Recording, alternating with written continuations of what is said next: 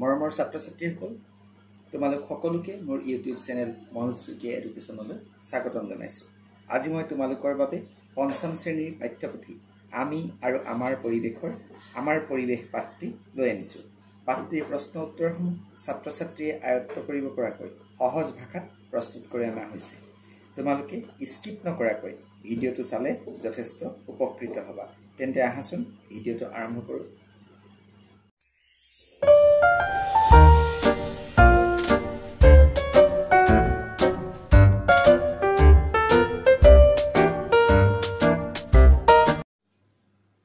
আমাৰ পৰিৱেশ এই পাঠটিৰ অনুশীলনীত থকা প্ৰথম প্ৰশ্নটো হ'ল পৰিৱেশৰ জৈৱিক উপাদান কেইটাৰ নাম কি কি?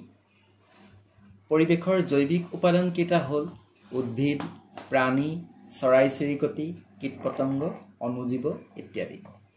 পিছৰ প্ৰশ্নটো হ'ল পেঙ্গুইন চৰাইৰ গাৰ গঠন কেনেকুৱা? উত্তৰ পেঙ্গুইন এবিধ বৰফৰ দেশত থকা চৰাই। ইহঁতৰ গাটো সৰু সৰু পাখিৰে আৱৰা। ডেউকা দুখন সৰু বাবে ই উৰিব নোৱাৰে, কিন্তু বেগাই সাঁতুৰিব আৰু খোজকাঢ়িব পাৰে। ৩ নম্বৰ প্ৰশ্নটো হ'ল জলাহ অঞ্চল কাক বোলে?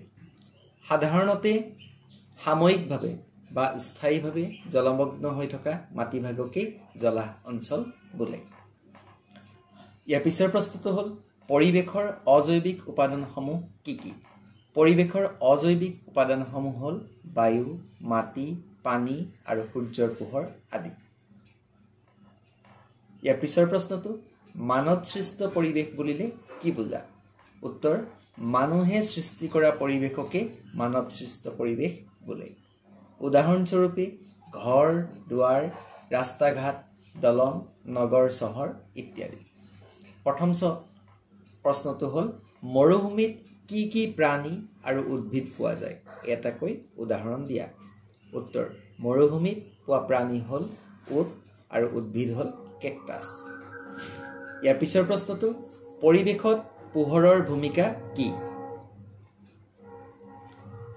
উত্তৰ পোহৰত পৰিৱেশৰ এটা অজৈৱিক উপাদান। উদ্ভিদে খাদ্য প্ৰস্তুত কৰোঁতে সূৰ্যৰ পোহৰ ব্যৱহাৰ কৰে। সূৰ্যৰ পোহৰক সৌৰ শক্তি বোলে। সৌৰ শক্তিক বিকল্প ইন্ধন হিচাপে ব্যৱহাৰ কৰা হয়। ইয়াৰ পিছত খালী ঠাই পূৰ কৰা। খালী ঠাইকেইটাত মই ডেছ দিয়া নাই, ডেছৰ ঠাইত মই শব্দ যিকেইটা খালী ঠাইত হ'বলগীয়া শব্দ সেই শব্দকেইটা বন্ধনীৰ ভিতৰত ৰাখিছোঁ। ক নম্বৰটো হ'ল উট মৰুভূমিৰ প্ৰধান প্ৰাণী। খ নম্বৰটো হ'ল বগা ভালুক মেৰু অঞ্চলত থাকে। গ নম্বৰটো তৃণভূমি অঞ্চলত বৃহৎ এলেকাজুৰি ঘাঁহনি পোৱা যায়। ঘ নম্বৰটো হ'ল মৰুভূমিত কেকটাছ জাতীয় উদ্ভিদ হয়। অ নম্বৰটো হ'ল পোহৰ পৰিৱেশৰ এটা অজৈৱিক উপাদান। ৩ নম্বৰ প্ৰশ্ন হৈছে তলৰ উক্তিসমূহ শুদ্ধ কৰি লিখা। ক নম্বৰ বগা ভালুক, হৰিণা, জেব্ৰা মেৰু অঞ্চলৰ প্ৰাণী। ইয়াৰ শুদ্ধ উত্তৰটো হ'ব বগা ভালুক। বগা ভালুক মেৰু অঞ্চলৰ প্ৰাণী। খ নম্বৰটো হৈছে চিল, বল্গা হৰিণ, ইয়াকৰ দীঘল আৰু শাখা প্ৰশাখাযুক্ত শিং থাকে। ইয়াৰ শুদ্ধ উত্তৰটো হ'ব বল্গা হৰিণৰ দীঘল আৰু শাখা প্ৰশাখাযুক্ত শিং থাকে। গ নম্বৰ প্ৰশ্নটো হৈছে জিৰাফ, সিংহ, বাঘ এবিধ তৃণভোজী প্ৰাণী। ইয়াৰ শুদ্ধ উত্তৰটো হ'ব জিৰাফ এবিধ তৃণভোজী প্ৰাণী। ইয়াৰ পিছৰ প্ৰশ্নটো হৈছে চমুটোকা লিখা। প্ৰথমটো হৈছে জলাহভূমি। সাময়িকভাৱে বা স্থায়ীভাৱে জলমগ্ন হৈ থকা মাটিভাগেই হ'ল জলাহভূমি। ই প্ৰাকৃতিক পৰিৱেশৰ এক উত্তম উদাহৰণ, কাৰণ ইয়াৰ প্ৰধান উপাদান দুটা হ'ল মাটি আৰু পানী। জলাহভূমিৰ উদ্ভিদ হ'ল কুনি, মেটেকা, ইকৰা, তৰা ইত্যাদি। আৰু জলাভূমিত পোৱা প্ৰাণী হ'ল ভেকুলী, সাপ, শামুক, পোক-পতংগ ইত্যাদি। ইয়াৰ পিছৰ চমুটোকাটো হ'ল অণুজীৱ।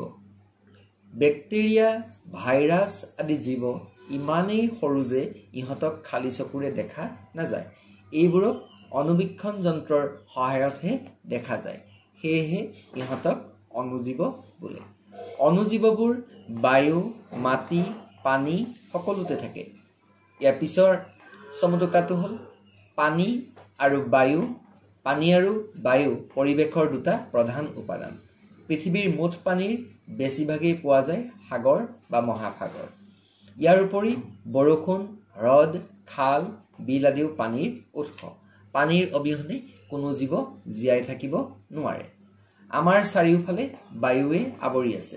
ইয়াক বায়ুমণ্ডল বোলে। বায়ুত নাইট্ৰজেন, অক্সিজেন, হাইড্ৰজেন, কাৰ্বন ডাই অক্সাইড আদি অনেক গেছ থাকে। উদ্ভিদে কাৰ্বন ডাই অক্সাইড লোৱাৰ বিপৰীতে প্ৰাণীয়ে অক্সিজেন লয়। এইখিনি হ'ল প্ৰশ্ন।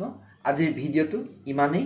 তোমালোকৰ কিবা জানিব বা সুধিব লগা থাকিলে কমেণ্ট কৰি সুধিবা, উত্তৰ দিবলৈ যত্ন কৰিম।